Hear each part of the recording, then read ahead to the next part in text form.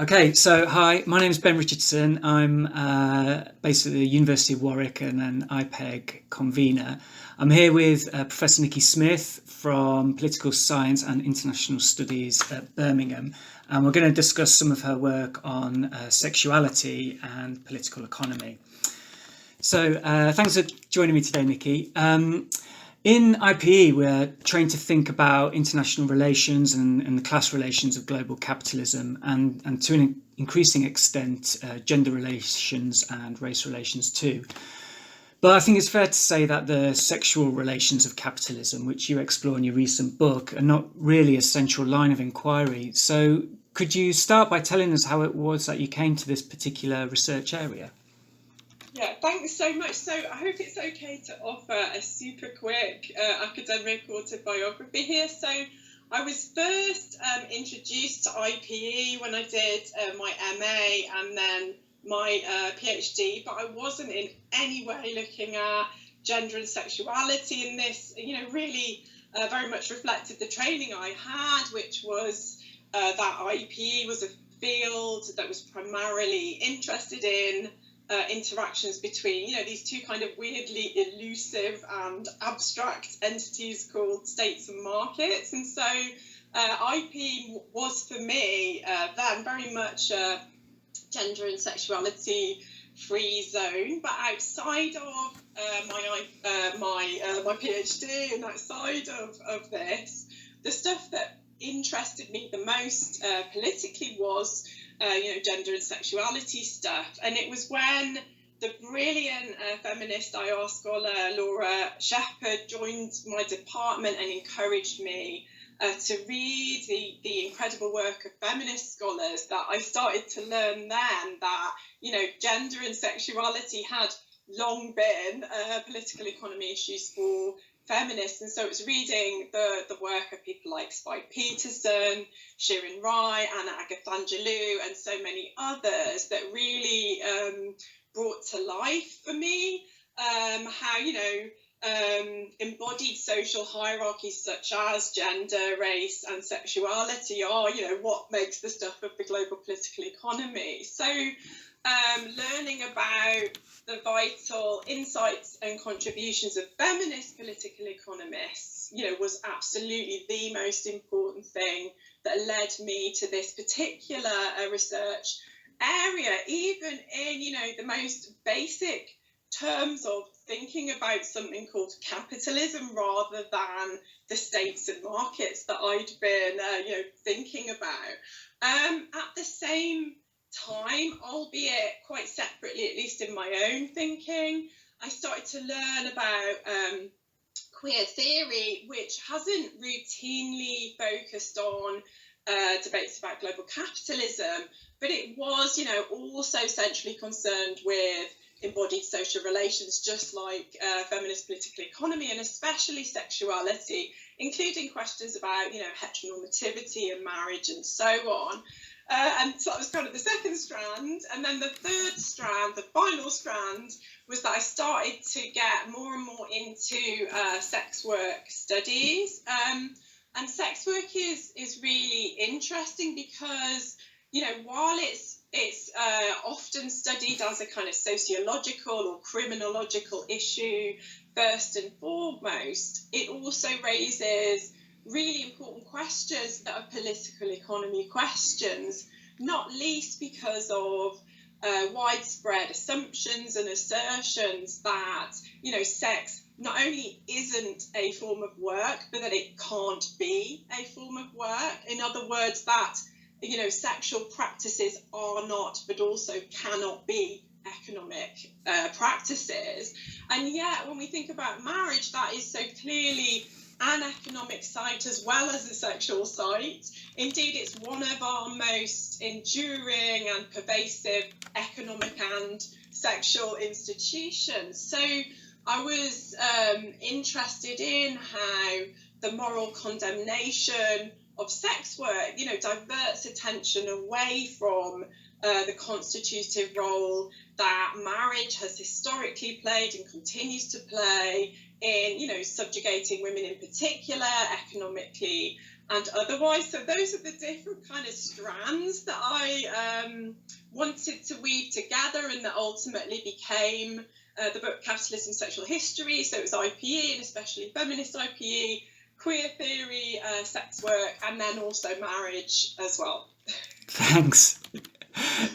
So can I pick up on this conversation that you were bringing together between IPE and feminist IPE in particular on the one hand, and queer theory on the other? You talk in the book about this burgeoning field of queer political economy. So could you tell us a little bit more about the contours of that, how you kind of mapped it out, and what kind of insights it opened up for you that you couldn't find in either of those sort of fields on their own? Yeah, so the central aim of the book is to explore, how capitalism's history is itself, a history of sexuality. And I was interested in this because, economic and sexual relations are so often assumed to be not just separable, but antithetical, with, the realms of economy and sexuality imagined to be these spheres that aren't just distinct but must be kept apart from each other, and this dichotomy that kind of animates popular and political debate also often plays out in the academic literature. So as you've so rightly noticed about IPE, sexuality continues to be routinely erased. You just have to take a glance at any random IPE textbook or core module to see this. Feminists remark wryly about the fabled week on gender, but sexuality doesn't even get a week, and it doesn't even get a mention a lot of the time in IPE. So there's this kind of writing out of sexuality from IPE, or it hasn't even been written in really. Conversely, queer theory has often, if by no means always, overlooked the study of capitalism, and this has even led to calls for a post-queer agenda on the grounds that queer theory doesn't centre questions of economic justice and can't do so because it wasn't built to do so. And these kinds of claims, can be overstated, not least because, there's already incredibly significant, vital work being done by people working on queer theory in IPE and vice versa. But it's nevertheless, fair to say that queer questions, including those surrounding sexuality, have often been, placed on the constitutive outside of IPE. So it's as if, IPE as if queer theory doesn't matter, or IPE as if sexuality doesn't matter. But, this is a problem because, as feminist political economists have been arguing for decades, the economic is the intimate, the political is the personal, and the sexual division of labour is a big part of how, labour's organised under capitalism. So what I wanted to do with the book was to kind of better connect, or do more to connect, the study of capitalism with sexuality by bringing more closely into dialogue IPE and queer theory as the two fields that lay claim to the study of capitalism and sexuality respectively. So in more practical terms, I tried to advance this queer political economy agenda, not trying to offer a blueprint for others. It's more trying to contribute to the wider development of this terrain of debate, and in particular the kind of queer political economy that I try to advance approaches queer theory not as the study of fluidity, and that's a really, really important agenda, but the agenda that I try to pursue is to approach queer theory as a historical project, drawing inspiration here from Lisa Downing and Robert Chalet, who point to how proto-queer theory was itself, a historical project, and this historical work is something that queer scholars can meaningfully and fruitfully engage in.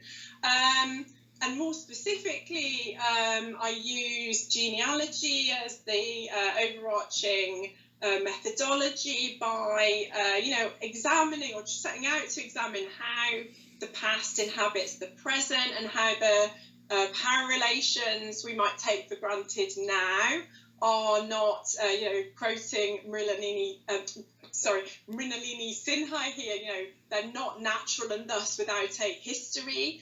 They are historically contingent, they don't rest on secure foundations, and they never have done.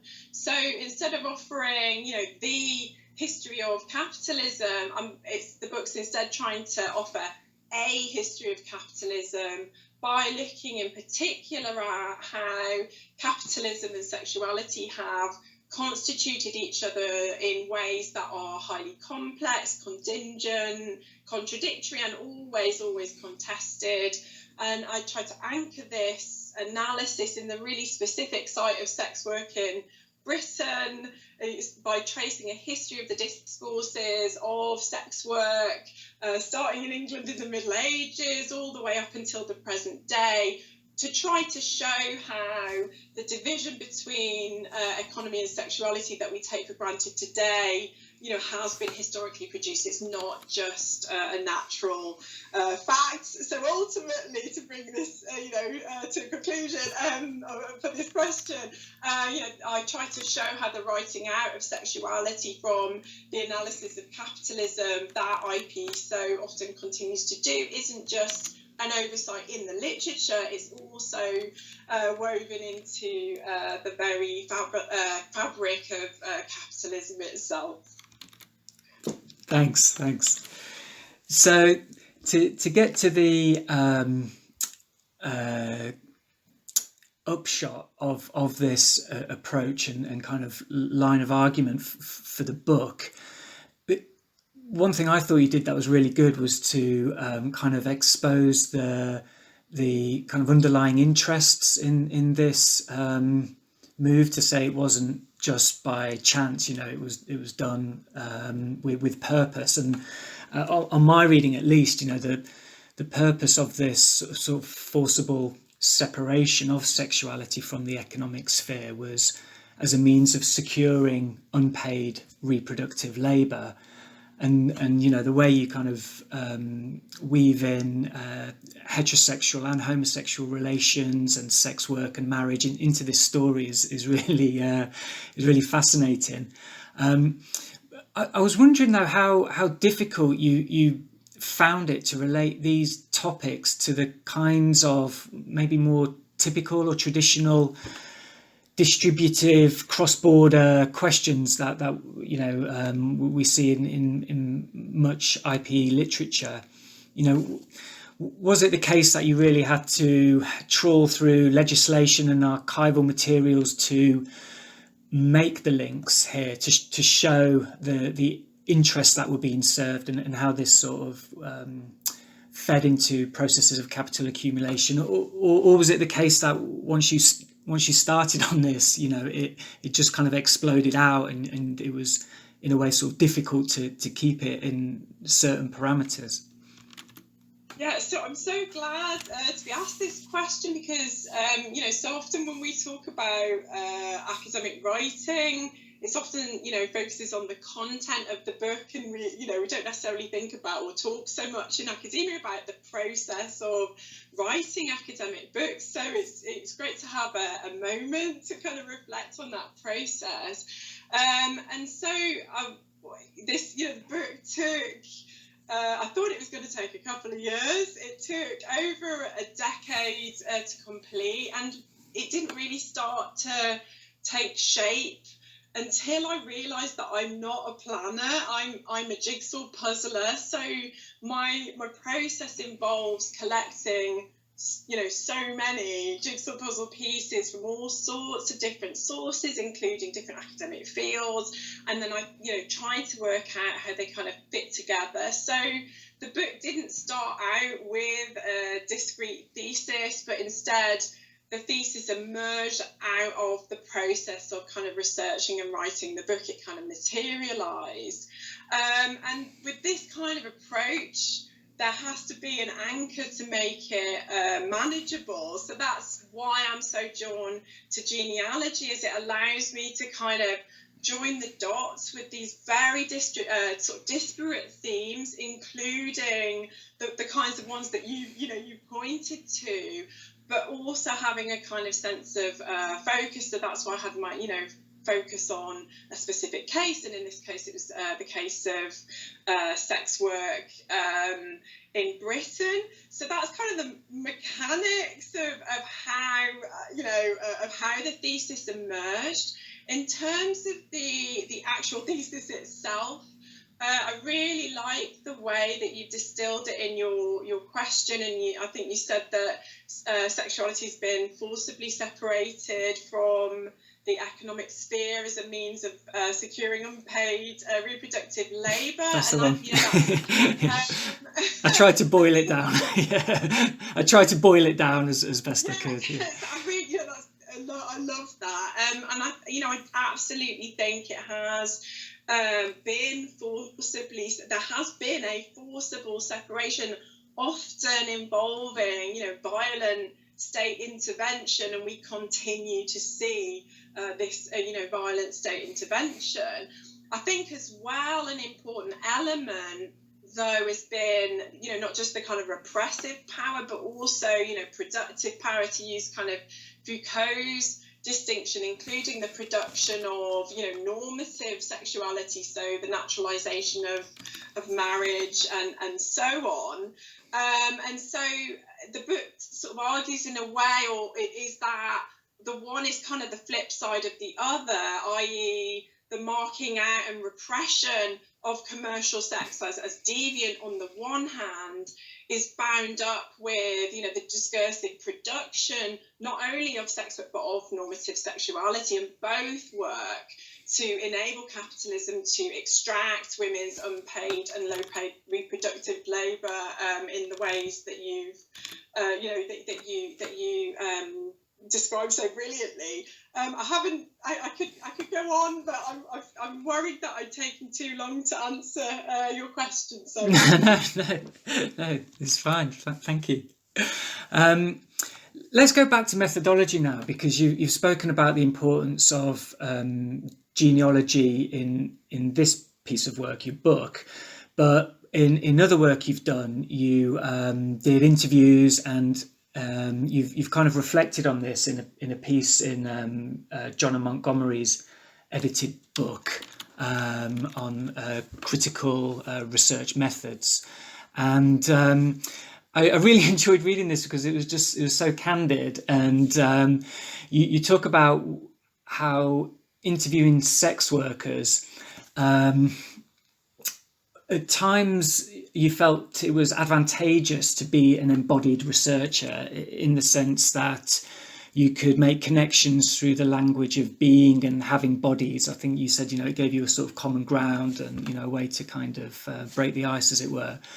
But at other times it was problematic, and, it left you wanting to retreat into academia's sort of disembodied world.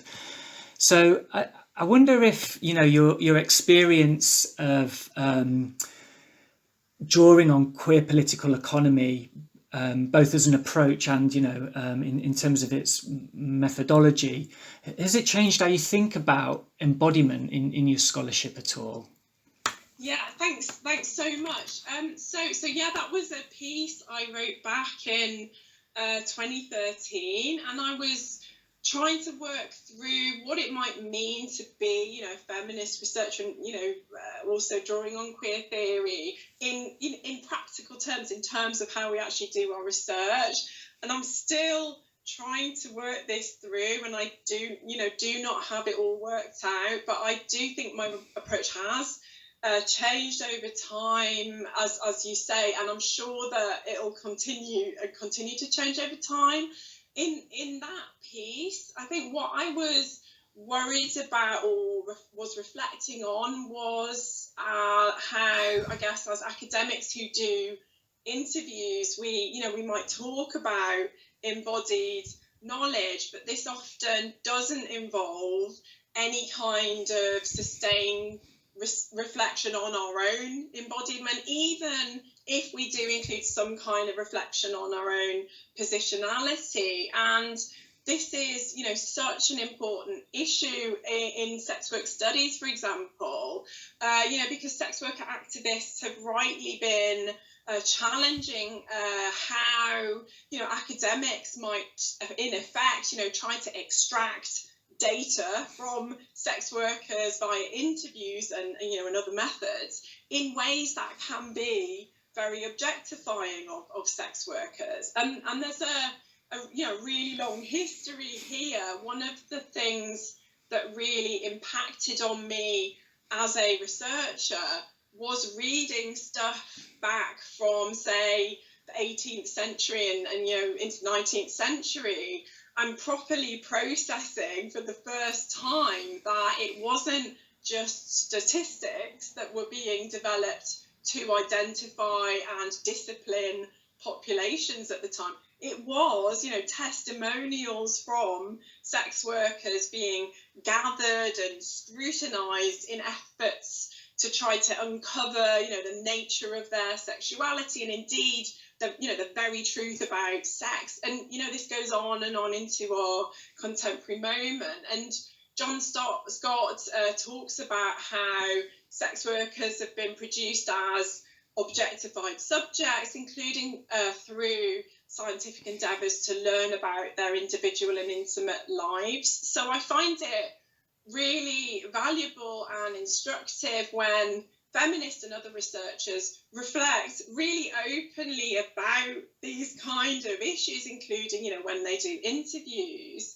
At the same time, though, I think how my own approach has changed is that I've learned that we don't just, as social scientists, have to be, analysing individuals or groups of populations. We can flip the gaze to analyse dominant discourses, so they can be the objects of scrutiny, they can be the objects of analysis. So the personal as political is absolutely central to my work, but I think at the time that I wrote that piece, I think I was equating the personal with, experiential accounts, rather than fully understanding that the very notion of a private realm or personal space has been historically produced and is a political machinery, as many feminists have long argued, and queer scholars, including,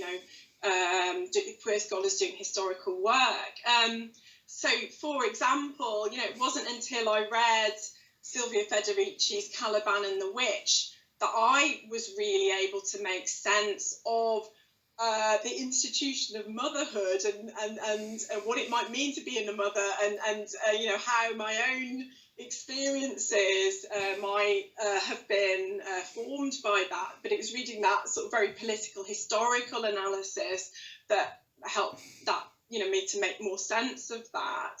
So to go back to your question, I think I've realised ultimately that there are multiple different ways that scholars can think and write about embodiment, and it's a site of contestation, and there isn't, just as there isn't one feminist theory of the body or queer theory of the body, there also isn't one feminist or queer method that's kind of better or more worthy than others. There's space to have these multiple different approaches to the study of gender and sexuality.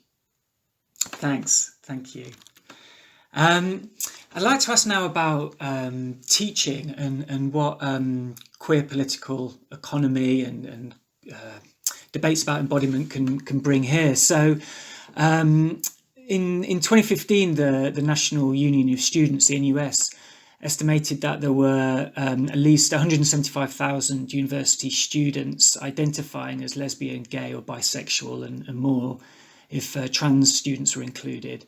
And in their survey, they found, among other things, that there were persistent levels of homophobia and transphobia on UK campuses, and that a great majority of LGBT respondents to their survey wanted to see LGBT perspectives and authors more systematically included in the curriculum where possible. So I guess there were a lot of echoes here with claims and arguments made in the kind of decolonize our curriculum movement and related campaigns.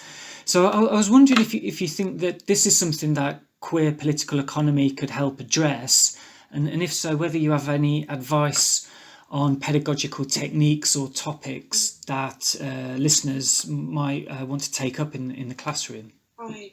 Yeah. So I think that queer theory does have so much to offer IPE, the study of IPE, not only in research, but in the classroom as well.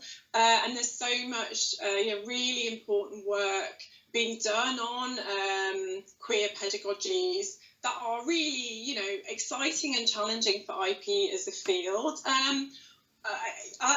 As always with queer theory, there are multiple different, strands, and there's it's again a terrain of debate in pedagogical terms as well as in terms of theories. But one thing that I get from queer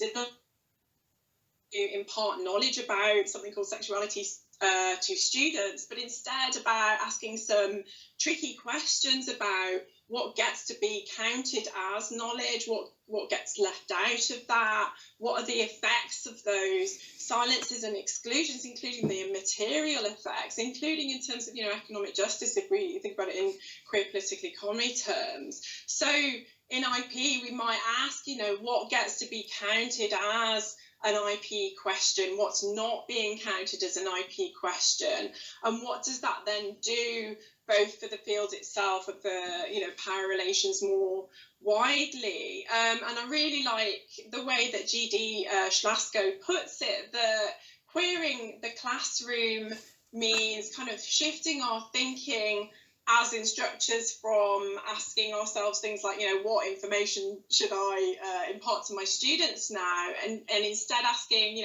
what questions should we be asking each other in the classroom?